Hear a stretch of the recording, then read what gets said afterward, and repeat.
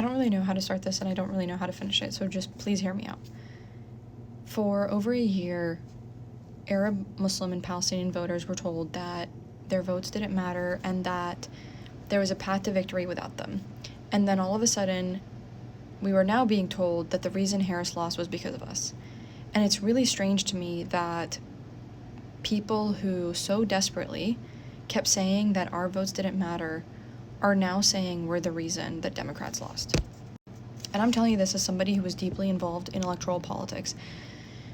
First and foremost, and I've explained this multiple times, Uncommitted, no matter who else joined the coalition afterwards, Uncommitted, if you read the memo, there's literally a memo that was drafted in December of 2023. It was a movement by Democrats for Democrats, specifically for the Democratic primary. It was never meant to be a spoiler movement. Anybody who, abandoned Biden/Harris is a very, very different thing. And just because they were mad that Uncommitted wasn't supporting a third party or whatever it is they wanted to do does not change the fact that it is literally in writing what Uncommitted was. You can go find the memo yourself.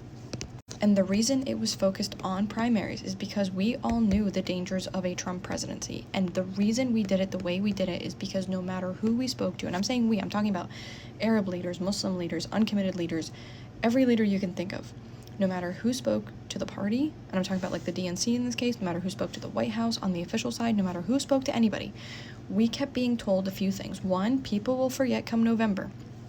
Two, that the constituency of people that care about this was not enough to matter. And I think there is some merit to that, but I need you all to understand that it was Gaza and it wasn't Gaza. And what I mean by that is that the coalition on Gaza was a multi-faith, multi-racial, multi-generational coalition that encompassed everybody. But in particular, it included people who were the most involved in politics as well. And it's those people that would normally be donating and fundraising and volunteering and knocking doors and doing all the things that we needed to do to win. Because we need to convince people our biggest challenge is always the couch. When it comes to Democratic candidates, our biggest issue isn't actually the other candidate, it is the couch. And the best way to beat Democrats is to convince enough of them not to vote. And this was a legitimate reason. I want to be clear, just because, and I've said this all year long, just because I was willing to support Harris in spite of everything that was happening, because I knew she would have a new policy team. I knew that it would not be the same people we were working with under Biden. I knew that there would at least be some change that was better than Biden and definitely not worse than Trump, or at least it wouldn't be what Trump would be. But just because I did that did not mean that the campaign did what they were supposed to. And I want to be clear. We gave the campaign lists of names of leaders and organizations to meet with. We gave the campaign guidance on everything and anything you can think of. I personally, multiple times, sent sample language to the campaign that would have at least helped them reach these voters in a way that would not have hurt the campaign, but in a way that would have helped their efforts.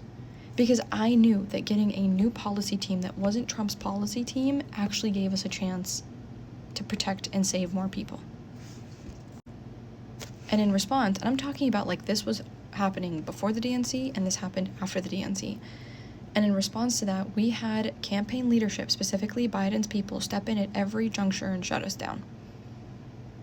So you cannot blame a group of people who you all told you did not need their votes. And I want to be clear, I blame everybody.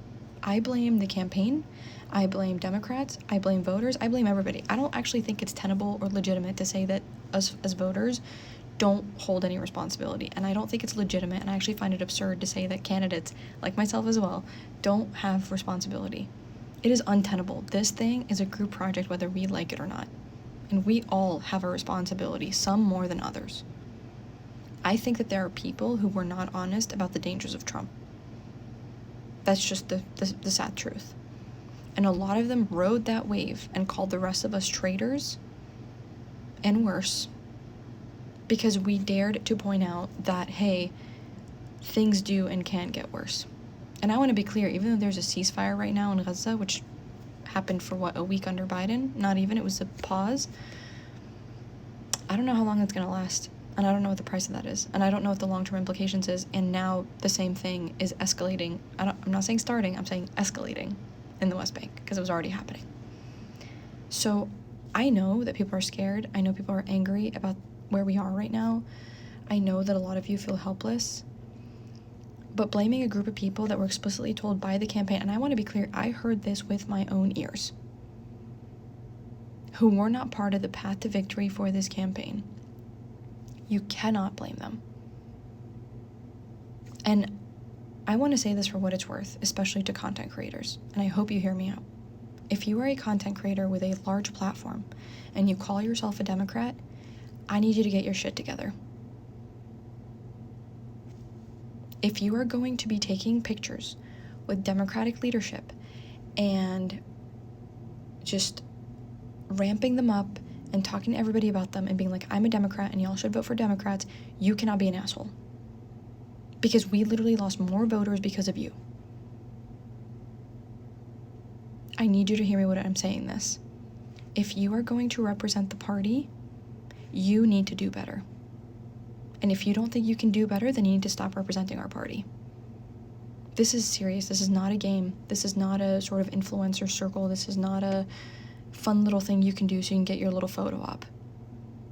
People's lives were at stake, and instead of you listening to us, and instead of you actually holding the Biden administration accountable, you shared talking points that were straight up lies. And my hope is that y'all didn't know they were lies.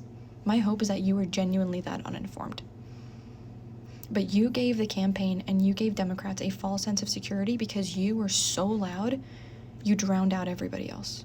And because you were in those rooms, instead of realizing that it's a responsibility, you decided that was enough for you and everyone else be damned. And now you're upset because you're in the same boat as everybody else was. And to the content creators who called themselves leftists and who purport to care about the material conditions of people, you're also responsible.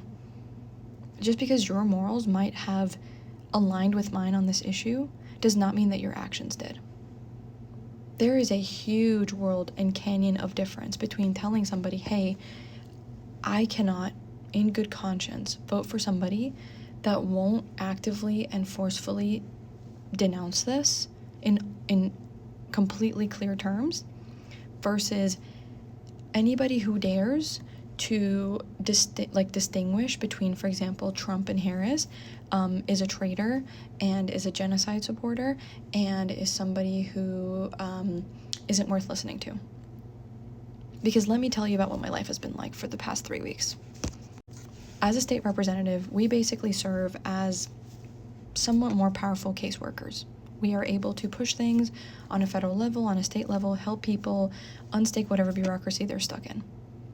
And a lot of the stuff that I've had to do in the past was honestly, I would call like extracurriculars, right? Like a lot of the constituent services we got, because, my district, I'm just lucky that way, was around things like passports and visas and whatever. So that way I could also prioritize things like Gaza. And I was able to do that. And now I can't. Because I'm getting things like, hey, I'm really worried for my trans kid because I can't update their documents. Oh, and hey, by the way, I'm not sure if I can get my insulin because I don't know if my payments from Social Security and Medicare and Medicaid are going to come through because Elon Musk took them over. The way I explain it to people is that if you're thinking about the hierarchy of need, I was able to do more wants and more policy things that were broader than my scope, and now I'm just in survival mode. And it's because people who don't understand how things work came on here and enthusiastically and with such bravado said things that were so patently untrue about the systems around us that I could not believe it. And while I would love to rehash 2024, my hope is that people look around them and go, you know what? We really are in this together. And just like I have my red lines, I have to respect other people's red lines, and the best way forward is to not deny people's red lines, but learn how to respect them and build coalitions so that we can protect each other. That is where we are now. And I sincerely hope that y'all recognize this sooner rather than later.